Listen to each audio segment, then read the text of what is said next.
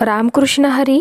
तुम्हा सगळ्यांचे स्वानंद रामा या आध्यात्मिक चॅनलमध्ये मी रोहिणी अगदी मनापासून स्वागत करते. आज सोमवार, त्यानिमित्ताने आज आपण ह्या व्हिडिओमध्ये बघणार आहोत श्री शिवपुराण यातील विभाग दुसऱ्यामधील उपविभाग तिसरा पार्वती खंड हा आज आपण पूर्ण पार्वती खंड मराठीमधून अनुवाद केलेला आज आपण ह्या व्हिडिओमध्ये बघणार आहोत. या आधील 2 व्हिडिओ मी अपलोड केले आहेत. 3 व्हिडिओ विभाग, त्यामध्ये पहिल्या व्हिडिओमध्ये विभाग 1 आहे विश्वेश्वर संहिता, दुसरा विभाग आहे रुद्र संहिता, त्यातील सृष्टीखंड सतीखंड आपण बघितला. आता आपण बघणार आहोत पार्वती खंड. त्याआधी तुम्ही जर ह्या चॅनलवरती नवीन असाल आणि अजून ह्या चॅनलला सबस्क्राईब केले नसेल तर नक्की सबस्क्राईब करा. तसेच व्हिडिओ आवडल्यास लाईक करायला आणि कॉमेंट करायला सुद्धा विसरू नका.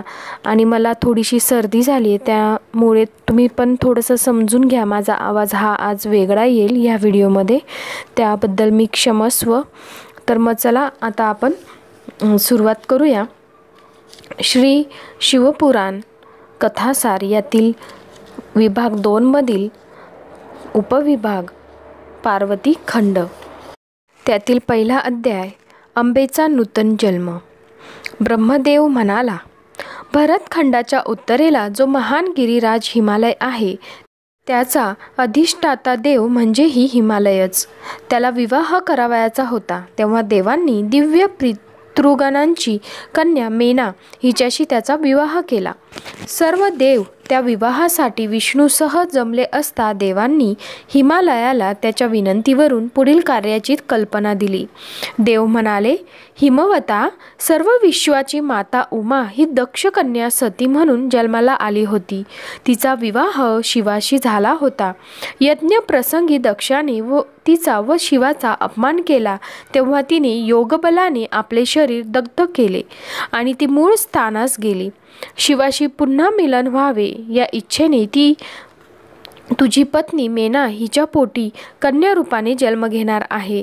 ती उपवर झाली म्हणजे तू तिचा विवाह शंकराशी करून द्यावा अशी योजना आहे. यामुळे सर्व देवतांना लाभ होणार आहे व जगाचेही कल्याण होणार आहे.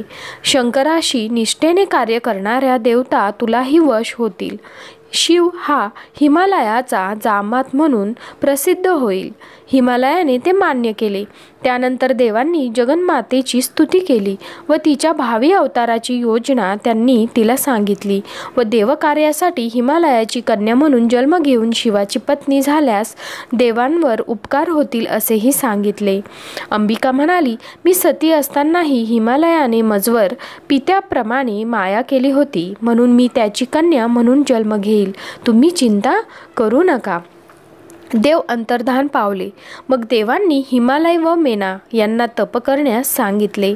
त्याप्रमाणे त्या दोघांनी शिव प्रसन्न व्हावा यासाठी तप केले व दाने दिली. देवी प्रसन्न व्हावी म्हणून मेनेने 27 वर्ष गंगा किनारी खडतर तप केले. तेव्हा मेनाने वरदान मागितले, मला तू कन्या म्हणून प्राप्त व्हावीस आणि पराक्रमी असे 100 पुत्रही प्राप्त व्हावेत. देवीने तिला तसा वर दिला. हिमालय व मेना यांना जे 100 पुत्र झाले त्यात मैनाक हा ज्येष्ठ होता. त्याची समुद्राशी मैत्री झाली व तो समुद्रातच राहू लागला. इंद्राने सर्व पर्वतांचे पंख काही कारणाने कापले, पण मेनकास मात्र पंख होते. काही दिवसांनी मेना जगदंबेला आव्हान करून म्हणाली, तू माझी मुलगी म्हणून जन्म घेणार आहेस ना? आता योग्य वेळ आली आहे. त्यावर जगदंबेने होय, आता योग्य वेळ आली आहे असे सांगून यथाकाल तिने तिची कन्या म्हणून जन्म घेतला. त्या कन्येचा जन्म वसंत ऋतूत चैत्र शुद्ध नवमीला अर्धी रात्र संपल्यानंतर मृगशीर्ष नक्षत्रावर झाला. तिच्या जन्माने सर्व सृष्टी आनंदित झाली. कन्येची विविध नावे ठेवली. त्यात काली, दुर्गा, पार्वती, उमा अशी पुष्कळ नावे होती. पार्वती म्हणजे पार्वती पर्वताची कन्या. गिरिजा म्हणजे ही गिरीची म्हणजेच पर्वताची पुत्री. पार्वती त्रिभुवनात सुंदर होती. तिच्या सौंदर्यामुळे हिमालय पर्वताचा सर्वच परिसर अत्यंत शोभू लागला. पार्वतीने अल्पावधीतच अनेक विद्या व कला आत्मसात केल्या. गंगेच्या तीरावर सखी वृंदासमवेत ती अनेक प्रकारे क्रीडा करत असे. एक दिवस नारद हिमालयाकडे आले असता उमेच्या भविष्याचा विषय त्याने नारदांजवळ काढला. हिमालयाला देवांनी पूर्वी जे सांगितले होते ते लक्षात होते, पण नारदाकडून खात्री करून घ्यायची होती. नारदांना त्याने भविष्य विचारले तेव्हा सामुद्रिक लक्षणे पाहून नारद म्हणाले, तुझी ही कन्या मोठी पतिव्रता आणि जगावर उपकार करणारी होईल, पण हिचा पती मात्र गुणरहित, अमंगल वेश धारण करणारा, माता पिता नसलेला व योगी असा असेल. हे भविष्य ऐकून हिमालय व मेना यांना एकीकडे बरे वाटले व दुसऱ्या दृष्टीने त्यांचे मन थोडे नाराज झाले. बरे वाटण्याचे कारण, नारदांनी जावयाची जी लक्षणे सांगितली ती शंकराचीच आहेत हे त्यांच्या लक्षात आले आणि शिवस्वरूपाचे वर्णन मात्र वैषम्य वाटेल असे होते. त्यामुळे थोडी नाराजी झाली. तरी हिमालयाने विचारले, मग याला काय उपाय आहे? नारद म्हणाले, ही लक्षणे शंकराचीच आहेत आणि ही शंकराचीच पत्नी होणार अशी देवांची सर्व प्रकारे खात्री झाली आहे. तू चिंता करू नकोस. त्या दोघांचे प्रेम त्रैलोक्यात सर्वश्रेष्ठ असेल. ती मोठे तप करून शंकराला प्रसन्न करून त्याच्याशी विवाह करील. त्या दोघांमुळे देवांचे व सर्व प्राणीमात्रांचे मोठे कल्याण होईल. तिचे गौरी हे नाव प्रसिद्ध होईल आणि सर्व देवांना ती पूज्य होईल. हिमालय म्हणाला, पण शंकर तर सर्व संग परित्याग करून अज्ञात ठिकाणी तप करीत आहे. तो संसार कसा करील? त्याने सती दाक्षायणीला असे सांगितले आहे की तो तिच्याशिवाय दुसऱ्या कोणाही स्त्रीशी विवाह करणार नाही. आता तो दुसऱ्या स्त्रीशी, पार्वतीशी कसा विवाह करील? नारद म्हणाले, हिमालया, तुझी कन्या म्हणून जन्म कोणी घेतला आहे? सतीनेच जन्म घेतला आहे. तो मूळ अंबिका देवी सर्व जगन्नियंती आहे. तू काळजीच करू नकोस. तेव्हा हिमालय, मेना व पार्वती यांना आनंद झाला. मग नारद त्रिखंड संचारास निघून गेले. इकडे सतीच्या विरहाने शंकर अत्यंत दुःखी झाले. ते काही दिवस नंदी व इतर गणांबरोबर सतीच्या आठवणी काढीत शोक करीत राहिले, पण नंतर तप करण्यासाठी एकांत स्थळी गेले. इथेच पहिला अध्याय समाप्त होतो. आता आपण बघूया दुसरा अध्याय, मंगळ तथा भौम यांचा जन्म. शंकर तप करीत असताना त्यांच्या कपाळावरून घाम खाली पडला. त्या घामापासून एक 4 भुजांचा सुंदर बालक उत्पन्न झाला. तो तांबूस वर्णाचा होता. तो रडू लागला तेव्हा पृथ्वी मातेने त्याला जवळ घेतले व ती त्याचे संगोपन करू लागली. शंकरांना राग तर आलाच नाही. ते म्हणाले, हे भूदेवी, हा पुत्र तू सांभाळ. हा तुझ्या नावाने भूमिपुत्र भौम म्हणूनच ओळखला जाईल व मोठा पराक्रमी होईल. हा त्रिविध तापांपासून मुक्त होईल. तो पुत्र पुढे मोठा झाला व काशीनगरीत तप करून पराक्रमी झाला. त्याला महत्त्व प्राप्त झाले व शुक्र लोकापेक्षाही उंच लोकी निवास करू लागला.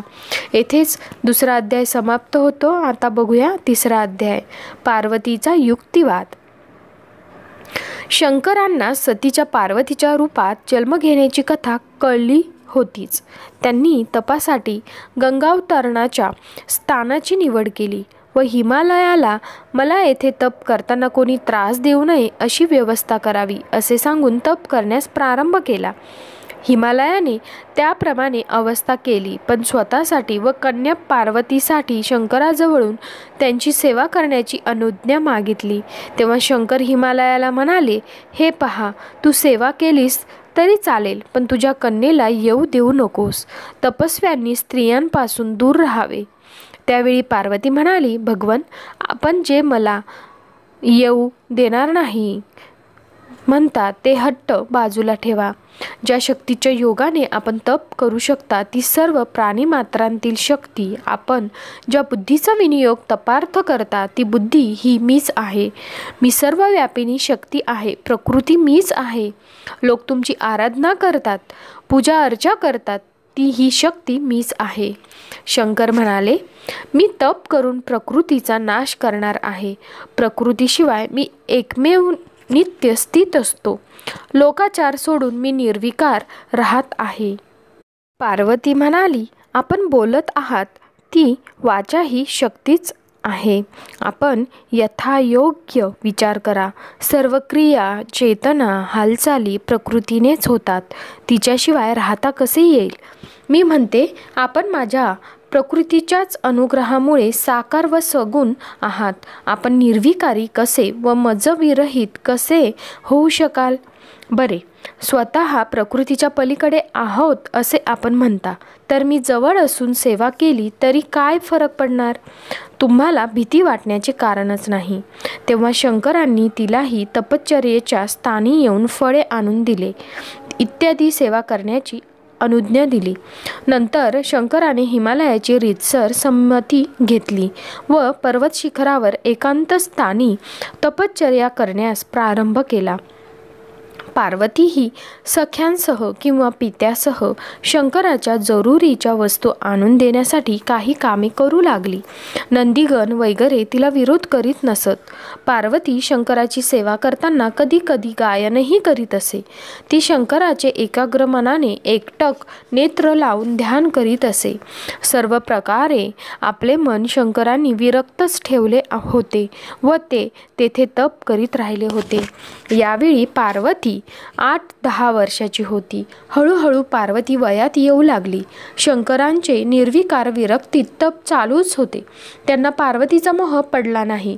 पण पुढे असा प्रसंग घडला की सर्व काही पालटून गेले. नारदाने पित्याला विचारले, असे काय घडले? मला सांगा तरी. ब्रह्मदेव म्हणाले, तारक नावाचा दैत्य फारच प्रबळ झाला होता व तो सर्व देवांची सत्ता बळकावून बसला होता. केवळ शंकराचाच पुत्र त्याचा वध करू शकेल. इतर कोणासही तो अवैध आहे असा वर त्याला मीच त्याच्या तपामुळे संतुष्ट होऊन दिला होता. शंकर तर विरक्त होता. त्याच्या विवाहाशिवाय व त्याला कामना उत्पन्न झाल्याशिवाय पुत्र निर्माण कसा होणार ही देवांना चिंता पडली होती. म्हणून शंकराला कामवश करण्यासाठी मदन देवाला त्यांनी शंकराकडे पाठविले. नारदाने विचारले, तारक दैत्य कोण? त्याने कसे तप केले? पुढे काय झाले? ब्रह्मदेव म्हणाले, सर्व कथा मी तुला सांगतो. येथेच अध्याय 3 समाप्त होतो. आता आपण बघूया अध्याय 4. तारकासुराची कथा. ब्रह्मदेव म्हणाला, मारीच नावाच्या माझ्या मुलाला कश्यप नावाचा मुलगा होता. दक्षाने आपल्या 13 कन्या कश्यपाला दिल्या. त्यात दिती ही सर्वात मोठी. तिला हिरण्यकश्यपू व हिरण्याक्ष असे 2 पुत्र झाले. त्या दोघांनी त्रैलोक्याला त्रास दिला म्हणून विष्णूने त्यांचा वध केला. देवांना त्यामुळे सुख झाले, पण आपले पुत्र मरण पावल्याचे अदितीला फार दुःख झाले. ती तप करू लागली. नंतर तिला पतीपासून एक पुत्र झाला. त्याचे नाव वज्रांग होते. वज्रांग मोठा पराक्रमी होता. त्याने तप व बल यांच्या योगे इंद्रादी देवांनाही जिंकले. तो भक्तीने शरण आला तेव्हा त्याला भेटून मीच विचारले की तुला काय पाहिजे? तेव्हा तो म्हणाला, मातेच्या सांगण्यावरून मी इंद्रादिकांचा पराभव केला. मुळात माझे कोणाशी वैर नाही. मला सृष्टीचे संसाराचे सारतत्व हवे आहे. अन्य कशाचीही मला अभिलाषा नाही. तेव्हा स्त्री ही संसारातील सार आहे असे सांगून मी वरांगी नावाची एक स्त्री निर्माण करून त्याला दिली. त्यानंतर तो त्या स्त्रीसह सुखाने संसार करू लागला. पुढे त्याच्या पत्नीला पुत्रेच्छा झाली व पतीकडून तिने असा पुत्र प्राप्त केला की तो सर्व त्रैलोक्यावर सत्ता गाजवू शकेल. तारक असे त्याचे नाव ठेवले. वज्रांगाची वृत्ती सात्विक होती, पण हा पुत्र मात्र देवांविरुद्ध वृत्तीचा ठरला. त्यानेही मोठे घोर तप केले व माझ्याकडून त्या तपाच्या बळावर वर मिळवला की सृष्टीत असलेल्या कोणाकडूनही त्याचा मृत्यू होणार नाही आणि फक्त शंकराच्या वीर्यापासून उत्पन्न झालेला वीरच त्याला मारू शकेल. मी त्याला असा वर दिला, पण त्याच्या तामसी वृत्तीने तो जगातील सर्वांना व देवांनाही छळू लागला. त्याचा दरारा इतका वाढला की देवांनी आपल्या जवळच्या उत्तमोत्तम वस्तू मुकाट्याने त्याला दिल्या. सूर्य, वायू, अग्नी त्याला वश होते. देवांनी जी कार्य करावयाची ती त्याने असुरांना दिली. देवांना आपली वैयक्तिक सेवा करण्यास सांगितले. सर्व देव मात्र माझ्याकडे गाराने घेऊन आले. त्यांचे सर्व ऐकून मी म्हटले, माझ्याच वरदानामुळे तारक सर्वांना घातक झाला आहे. त्याला कोणीही देवता मारू शकणार नाही, फक्त शंकराचा पुत्रच त्याचा वध करू शकेल. येथेच अध्याय 4 समाप्त होतो. आता आपण बघूया अध्याय 5, मदन दहन. पण शंकर तर एकटाच तप करीत आहे. पार्वतीचा जन्म घेऊन सती पुन्हा आली आहे व ती शंकराची सेवा करीत आहे. तिचा व शंकराचा विवाह झाला पाहिजे. पण जोपर्यंत शंकराच्या मनात वासना निर्माण होत नाही तोपर्यंत काहीच उपाय नाही. मदनाने जर शंकराच्या मनात पार्वतीविषयी आवड निर्माण केली तर मी सुचवित होतो. देवांनी मदनाला विचारले, शंकराच्या मनात पार्वतीबद्दल काम निर्माण करशील का? तसे झाले तर शंकराला जो पुत्र होईल तो तारकासुराचा वध करू शकेल व त्रैलोक्याचे कल्याण होईल. कामदेव म्हणाला, मी हे अवश्य करतो, पण शंकराकडून मला काही अपाय झाला तर माझे आपण संरक्षण करा. देवांनी ते मान्य केले. त्यानंतर पार्वती तप करीत होती. तेथे मदन वसंत ऋतूसह गेला. तेथील वृक्ष प्रफुल्लित झाले, भ्रमर गुंजन करू लागले, कोकिळ पंचमालाप करू लागले, सृष्टी मनोहर दिसू लागली. पार्वती नित्यप्रमाणे सेवेसाठी शंकराजवळ आली तेव्हा मदनाने त्याच्या मनात प्रवेश केला व तिच्याबद्दल शंकराच्या मनात मोह उत्पन्न झाला. शंकराने नेत्र उघडून पार्वतीकडे पाहिले, पण लगेच तो भानावर आला. तो विकार उत्पत्तीचा विचार करू लागला. तेव्हा त्याला समोरच मदन उभा दिसला. शंकराला फार राग आला. त्याने तिसरा नेत्र उघडला. त्यातून अग्नी प्रगट झाला. त्याने मदनाला घेरले. मला क्षमा करा, मला क्षमा करा असे मदन म्हणत आहे. तोच त्या क्रोधाग्नीत मदन जळून गेला. ते पाहून सर्वजण दुःखी झाले. पार्वती मैत्रिणींसह परत गेली. कामदेवाची पत्नी रती ही दुःखाने पाषाणवत झाली. शुद्धीवर आल्यावर ती व्याकुळ होऊन फार शोक करू लागली. सर्व सृष्टी तिच्या दुःखाने दुःखी झाली. देवांनी तिचे सांत्वन केले. ते म्हणाले, रती, तू यातले थोडेसे भस्म जपून ठेव. मदन पुन्हा जन्म घेईल व तुमची पुन्हा भेट होईल. तिचे सांत्वन करून देव शंकराकडे गेले व त्यांनी मदनाच्या बाबतीत उशाप मागितला. शंकर म्हणाला, माझ्या क्रोधामुळे जे झाले ते झाले. आता मदन देहरहित अवस्थेतच राहील. कृष्ण अवतारात तो कृष्णाचा पुत्र प्रद्युम्न म्हणून जन्माला येईल आणि शंभासूर त्याला जन्मताच समुद्रात बुडवून टाकील आणि एका माशाच्या पोटात तो जिवंत सापडेल. तोच असुर त्याला दासीच्या ताब्यात देईल आणि रती हीच ती दासी असेल. मग तो पुत्र मोठा होईल व शंभरासुराचा वध करीन. रती ही मदनाची पुन्हा भेट झाल्यामुळे आनंदी होईल. इतका काळ मध्ये गेला तरी रती तरुणच राहील. प्रद्युम्नाबरोबर रती मग द्वारकेस जाईल. असा सर्व उशाप शंकराने दिला. रती स्वस्थानी गेली. इकडे कामदेवाचे भस्म केल्यावर अग्नी थांबला नाही. तो सर्वत्र पसरू लागला. ब्रह्मदेवाने अग्नीला समुद्रात आश्रय घेण्यास सांगितले. त्याप्रमाणे समुद्रानेही अग्नीला पोटात घेतले व पाणी उष्ण करीत तो अग्नी कायम तेथेच राहिला. अग्नीचे भय दूर झाले. देव व ऋषी सुखी झाले. पार्वती फार निराश झाली होती. तिची तपश्चर्या करण्यात किंवा इतर कशातही लक्ष लागेना. तिला भेटायला इंद्राने नारदाला पाठविले. नारदाने पार्वतीकडे जाऊन तिची समजूत काढली. पार्वती, तू तप केल्याशिवाय शंकराची सेवा केलीस. तुला तप केले पाहिजे. शंकर विरक्त महायोगी आहे. तू तपाने त्याला प्रसन्न करून घे. तोच तुझा पती आहे. तूच त्याची पत्नी होणार आहेस. पार्वती म्हणाली, शंकराची आराधना मी कशी करू? कोणता जप म्हणू? तुम्हीच जगातील अनेकांची गुरु आहात. मलाही उपदेश द्या. नारद म्हणाला, नमः शिवाय हा 5 अक्षराचा मंत्र तू जपत राहा. त्याने तो प्रसन्न होईल व स्वतः प्रगट होईल. शंकर तपाने साध्य होत असतो. पार्वतीच्या वंदनाचा स्वीकार करून नारद निघून गेले. जया व विजया या दोन्ही सख्यांना बरोबर घेऊन पार्वती पित्याजवळ गेली आणि आई वडिलांची अनुज्ञा मागून ती त्यानंतर वनात जाऊन नमः शिवाय या मंत्राचा जप करू लागली. तिने वल्कल्ये धारण केली. अलंकाराचा त्याग केला. मृगचर्म धारण केले. ती प्रथम जेथे कामदेवाचे भस्म झाले होते त्या ठिकाणी गेली. जेथे शंकराने कठोर तप केले होते तेथे काही काळ आदराने थांबली. नंतर तिने विरह वेदना सहन करीत एका शिखराकडे प्रयाण केले व तेथे तप करू लागली. त्या शिखरालाच पुढे गौरीशंकर असे नाव पडले. येथेच अध्याय 5वा समाप्त होतो आणि आता आपण बघणार आहोत अध्याय 6वा, पार्वतीची तपश्चर्या. पार्वतीने तेथे दीर्घकाळ तप केले. पावसात भिजत, पाण्यात उभे राहून, उन्हात उभी राहून, बर्फाच्या वर्षावात बसून, 4 अग्निकुंडाच्या मध्ये बसून, केवळ पाने भक्षण करून आणि पुढे तर पानेही न खात तिने तप केले.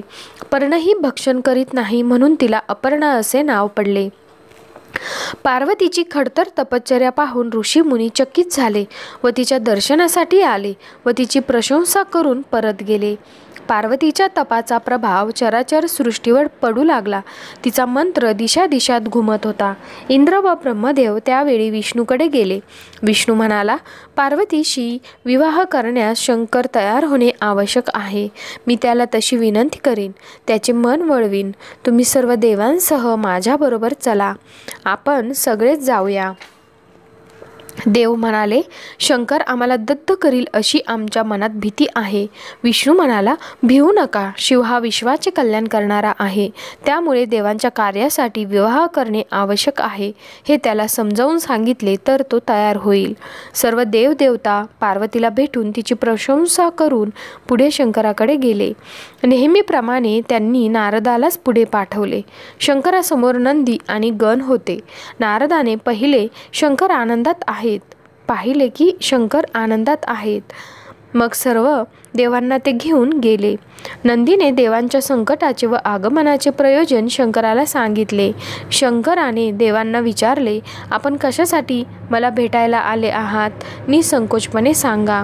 त्यानंतर देवांतर्फे विष्णू म्हणाला, तारकासुराचा मृत्यू आपल्या पुत्राशिवाय कोणाच्याही हातून नाही. आपण त्यासाठी विवाह करणे आवश्यक आहे.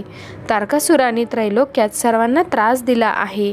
हिमालयाची कन्या गिरिजा हिचे आपण पाणीग्रहण करावे अशी हिमालयाची विनंती आहे. आमची ही सर्वांची इच्छा आहे आणि गिरिजा आपल्या प्राप्तीसाठी घोर तप करीत आहे. प्रथम शंकराने त्यांचे म्हणणे मनावर घेतले नाही. तो पुन्हा समाधीस्थ झाला. तेव्हा देव फार चिंतेत पडले. नंदिकेश्वराला त्यांनी विचारले, शंकराचे मन वळविण्यासाठी काय करावे? नंदी म्हणाला, शंकराची भक्ती करा, त्याची स्तोत्रे गा. भक्तीने व शरणागतीनेच तो प्रसन्न होतो. त्याप्रमाणे देवांनी शंकराच्या महिम्याचे वर्णन करणारी स्तोत्रे म्हटली. तेव्हा शंकरांनी समाधीतून जागृत होऊन देवांना येण्याचे प्रयोजन विचारले. तेव्हा देवांनी तारकासुराचा उपद्रव सांगितला आणि विचारले.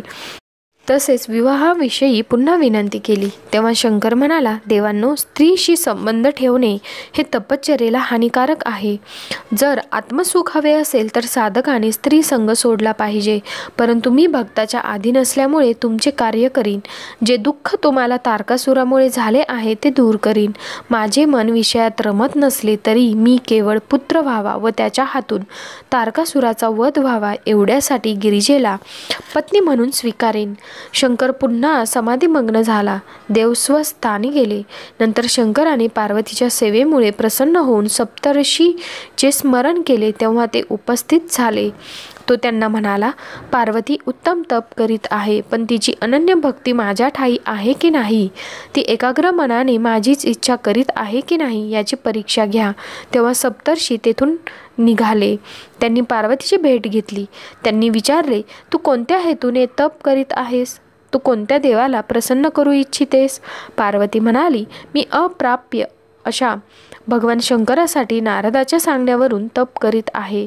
करुणानिधी शंकरच मला पती म्हणून मिळावा अशी माझी इच्छा आहे. त्यावर सप्तर्षींनी शंकराचे अवगुण व नारदाचा कळलावेपणा यांचा उल्लेख करून पार्वतीला अनेक प्रकारचे युक्तिवाद करून निश्चयापासून चाळविण्याचा प्रयत्न केला. पण पार्वतीचा निर्धार पक्का आहे हे त्यांच्या लक्षात आले. तेव्हा ते सर्वजण तिला धन्य धन्य म्हणत पुन्हा शंकराकडे गेले व त्यांनी सांगितले, आम्ही परोपरीने पार्वतीला परावृत्त करण्याचा प्रयत्न केला, तथापि तुमचाच फक्त ध्यास तिने घेतला आहे. तेव्हा आपणच आता पुढे काय करायचे त्याचा विचार करावा. शंकराने त्यांचे आभार मानले व तो स्वतः निघाला. पण त्याने एका वृद्ध ब्राह्मणाचे रूप घेतले आणि पार्वती जेथे तप करत होती त्या तपोवनात तो गेला. पार्वतीने विचारले, यावे, आपण कोठून आलात? मी आपली काय सेवा करू? ब्राह्मण म्हणाला, मी सर्वत्र संचार करीत असतो. पण तू कोणाची कन्या? या निर्जन वनात कशासाठी तप करत आहेस? सप्तर्षींचे युक्तिवाद ऐकूनही मन विचलित न झालेली ती पार्वती म्हणाली, आपण सुस्वभावाने विचारता म्हणून सांगते. मला शंकर हे पती पाहिजेत म्हणून मी तप करीत आहे. मी हिमद्री कन्या गिरिजा आहे. मला उमा पार्वती असेही म्हणतात. पूर्वी दक्ष कन्या सती म्हणून मी जन्म घेतला होता व त्यावेळी दक्षाने माझे पती शंकर यांचा अपमान केला म्हणून मी यज्ञ अग्नीत स्वतःचे दहन केले होते. मी पुन्हा जन्म घेऊन त्या शंकराच्या प्राप्तीसाठीच तप करीत आहे. या जन्मात मला पुन्हा शंकराची प्राप्ती होणार होती, पण मध्येच कामदेवाचे भस्म करून तो स्वतः अंतर्धान पावला. मी तेव्हा फार दुःखी झाले. नारदांनी मला धीर दिला आणि मी पुन्हा तप करीत आहे. पण पितामह, काय सांगू, माझे तप कठीण आहे. माझी श्रद्धा अनन्य आहे, परंतु ते प्राणप्रिय काही मला लाभणार नाहीत असे वाटू लागले आहे. आता निरशेने मी अग्निप्रवेश करणार.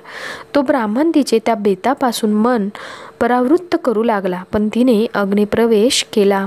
चमत्कार असा झाला की ब्राह्मण वेशधारी शंकराने तिची निष्ठा पाहून तत्काळ त्या अग्नीचे चंदनात रूपांतर केले व पार्वती जळूच शकीना. तेव्हा ती चितेतून बाहेर आली आणि तिने असे का झाले म्हणून त्या ब्राह्मणालाच विचारले. तो म्हणाला, पहा, तुला अग्नीही जाळू शकत नाही आणि तुझे इष्टही तुला प्राप्त होत नाही. आता तुझी खरी इच्छा काय आहे ती सांग बरे. पार्वतीने आपली सखी विजया हिला सांगितले, तू यांना माझी कथा सांग. तेव्हा सतीच्या कथेपासून त्या क्षणापर्यंतचे पार्वतीचे सर्व तपवृत्त तिने त्याला सांगितले. ब्राह्मण म्हणाला, हे सारे खरे असेल तर या पार्वतीने स्वतःच्या मुखाने हे सांगावे. पार्वती म्हणाली, होय, मी शंकराच्या प्राप्तीसाठीच तप करीत आहे.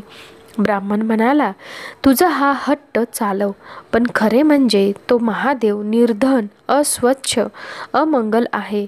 साप काय गुंडाळून घेतो, विषप्राशन काय करतो, त्याचा जन्म कोठे झाला कोणाला माहीत नाही. तो भोगरहित दिगंबर आहे. दिसण्यात सुद्धा तो जटाधारी भयंकर आहे.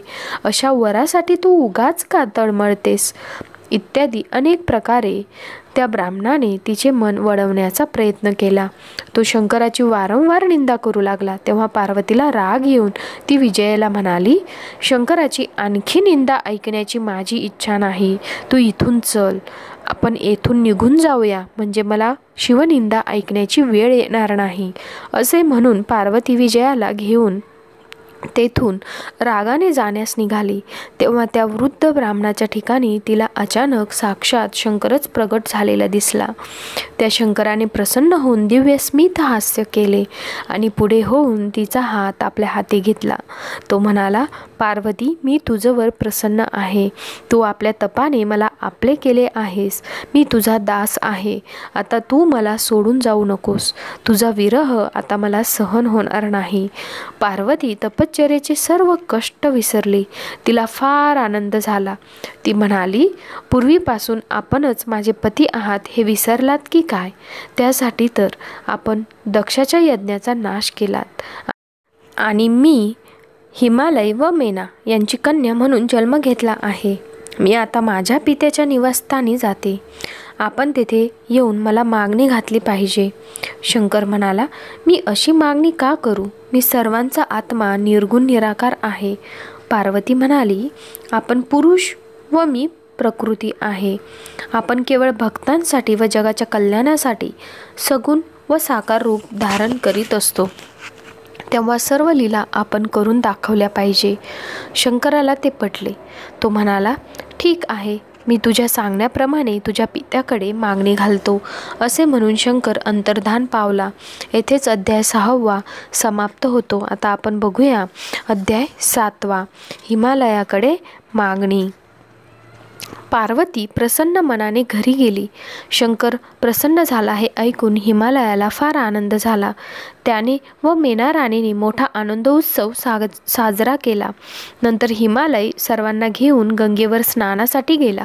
त्यावेळी अनेक लीला करण्यात वाकबगार अशा शंकराने नटराजाच्या रूपात गंगा किनारी येऊन मनोहर नृत्य केले आणि सर्वांना त्याचे फारच आश्चर्य वाटले. सर्वजण मुग्ध झाले असताना शंकराने नटवेश बदलला. तो गुप्त झाला आणि नंतर एका भिक्षेकराचे ब्राह्मण रूप धारण करून तो तेथे आला व नृत्य करू लागला. त्या नृत्याने प्रसन्न होऊन मेना राणीने उत्तमोत्तम रत्ने त्याला देण्यासाठी पुढे केली, पण तो म्हणाला, ही रत्ने मला नकोत, मला तुमची कन्याच भिक्षा म्हणून द्या. त्याच्या या विचित्र मागणीचा मेनाला व हिमालयाला राग आला. त्या भिक्षुकाचे तेज एवढे होते की कोणालाही त्याला हात लावण्यास व रागावून हाकलून देण्यासाठी पुढे आले नाही. पण झाले असे की तो नृत्य करणारा ब्राह्मण दिसेनासा झाला आणि तिथे विष्णू भगवान स्वतःच प्रगट झाला. हिमालयाने घरी विष्णूची जी पूजा केली होती त्यावेळीची फुलेच त्याच्या मुकुटावर त्याने धारण केली होती आणि त्याकडे सारे लोक पाहतायत. तोच तेथे ब्रह्मदेव दिसू लागला आणि काही वेळाने तर साक्षात सूर्यासारखा तो दिसू लागला. शंकराने याप्रमाणे तेथे नाना लीला दाखवल्या आणि शेवटी तर महारुद्र रूपही दाखवले. ती सर्व लीला पाहून हिमालयासकट सर्व थक्क झाले. तेव्हा त्याने पुन्हा भिक्षुकाचे रूप घेतले आणि पुन्हा पार्वतीची भिक्षा म्हणून मागणी केली. पण शिवाच्याच मायेने मोहित झाल्यामुळे हिमालयाने त्याची मागणी मान्य केली नाही. काही भिक्षा न घेता शंकर तेथेच अंतर्धान पावला. तेव्हा मात्र हिमालयाला कळले की शंकरानेच आपली परीक्षा पाहिली व आपल्याला चकवून तो निघून गेला. त्याच्या मनात शिवभक्ती जास्त दृढ झाली. सर्वजण परत स्वस्थानी गेले. त्यानंतर शंकर वैष्णव ब्राह्मणाचे रूप घेऊन हिमालयाकडे गेला. त्याचे आनंदाने स्वागत करून हिमालयाने त्याला क्षेमकुशल विचारले. त्यानेही हिमालयाची विचारपूस केली. पार्वतीने त्या रूपातही शंकराला ओळखले व मनोमन त्याला नमस्कार केला. नंतर त्या ब्राह्मणाने हिमालयाला म्हटले, तू आपली कन्या शंकराला देणार आहेस असे मला कळले. ती किती सुंदर आहे आणि तू त्या मलिन एकाकी अमंगल स्मशानवासी सर्पभूषण धारण करणाऱ्या भिक्षेकराला देणार आहेस असे म्हणून त्याने मेनेजवळ व हिमालयाजवळ शंकराची सर्व वैगुण्ये सांगितली आणि पार्वतीच्या हिताच्या दृष्टीने तिचा विवाह अशा निष्कांचन एकाकी देवाशी करणे मुळीच योग्य नाही इत्यादी प्रतिपादने करून त्याने त्यांच्या मनात संशय पेरला. मेनेला तर फारच वाईट वाटले. पश्चाताप करण्याची वेळ येऊ नये असे तिला वाटू लागले. ती हिमालयाला म्हणाली, अहो मी काय म्हणते ते ऐका. याचा आपण नीट विचार करावा. तो रुद्र जर असा कुरूप भयानक असेल तर माझी कन्या त्याला देणार नाही. बोलता बोलता ती बेशुद्ध पडली. इतकी खळबळ तिच्या मनात झाली. शंकराने पुन्हा सप्तर्षींचे स्मरण केले. तेव्हा वशिष्ठ, अरुंधती व इतर ऋषी आले. शंकर त्यांना म्हणाले, जगाच्या कल्याणासाठी मी कोणतेही कार्य करण्यास तयार असतो. तारकासुराने त्रैलोक्यात मोठा उपद्रव केला आहे व ब्रह्मदेवाने त्याला जो वर दिला आहे तो सर्वांना भारी झाला आहे.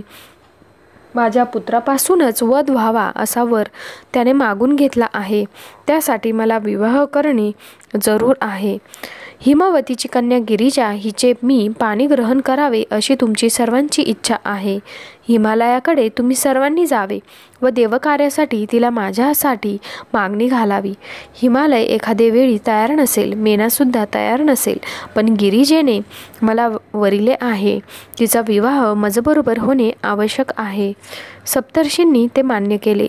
अरुंधतीसह ते हिमालयाकडे गेले. शंकरासाठी त्यांनी हिमालयाजवळ गिरिजेला मागणी घातली. पण मध्यंतरी वैष्णव ब्राह्मणाने शंकराचे जे चरित्र वर्णन केले होते ते त्याच्या मनात ताजे होते. त्याने सप्तर्षींजवळ ती गोष्ट काढली व भिक्षेकराला मुलगी देऊ नये असे आपल्याला वाटत आहे असे म्हटले. अरुंधतीने मेना राणीची भेट घेतली व तिची नीट समजूत घातली. सप्तर्षींनी त्या दोघांना नाना प्रकारे समजावून सांगितले. तेव्हा हिमालयाचे मत काहीच ठरेना. त्याने सप्तर्षींनाच सांगितले की आता योग्य काय ते आपण सर्वांनीच विचार करून ठरवावे. सप्तर्षी म्हणाले, पार्वतीने तर कायम त्याच्या प्राप्तीसाठीच तप केले आहे आणि त्या महादेवाहून श्रेष्ठ कोणीही नाही. तुम्ही ही महान संधी घालवू नका. मनात कोणताही संशय नका ठेवू. साऱ्या त्रैलोक्यातील वैभव त्या शंकराच्या एका कृपा कटाक्षाने कोणासही प्राप्त होईल. हा विवाह व्हावा म्हणून सर्व देव आणि आमच्यासह सर्व ऋषी उत्कंठेने वाट पाहत आहेत. हिमालयाला व मेनेला ते म्हणणे शेवटी पटले आणि पार्वतीला अलंकाराने सजवून त्या त्रिभुवन सुंदरीला सप्तर्षीच्या सन्मुख आणले व म्हटले, मीही आपल्याला विनंती करीत आहे की शंकरासाठी माझ्या या कन्येला पदरात घ्या. नंतर मोठ्या आदराने त्याने सप्तर्षींना निरोप दिला. सप्तर्षींनी महादेवाकडे जाऊन सर्व वृत्तांत त्याला सांगितला व विवाहाच्या साठी तयार राहण्यास विनंती केली. तेव्हा शंकर म्हणाला, विवाहाच्या विधीची मला काही माहीत नाही. जे योग्य असेल त्याप्रमाणे तुम्हीच सर्व तयारी करा. मग सप्तर्षींनी विष्णू, ब्रह्मदेव व इंद्र यांना सर्व परिवारासह व देवगणांसह निमंत्रणे पाठवण्याची तसेच ऋषी, गंधर्व, किन्नर, विद्याधर व अप्सरांनाही बोलवण्याची व्यवस्था केली आणि 4च दिवसानंतरचा मुहूर्त ठरवलेला असल्यामुळे सर्वत्र लगबग सुरू झाली. येथेच अध्याय 7 समाप्त होतो. पुढील व्हिडिओमध्ये आपण राहिलेले अध्याय बघणार आहोत. तोपर्यंत रामकृष्ण हरी.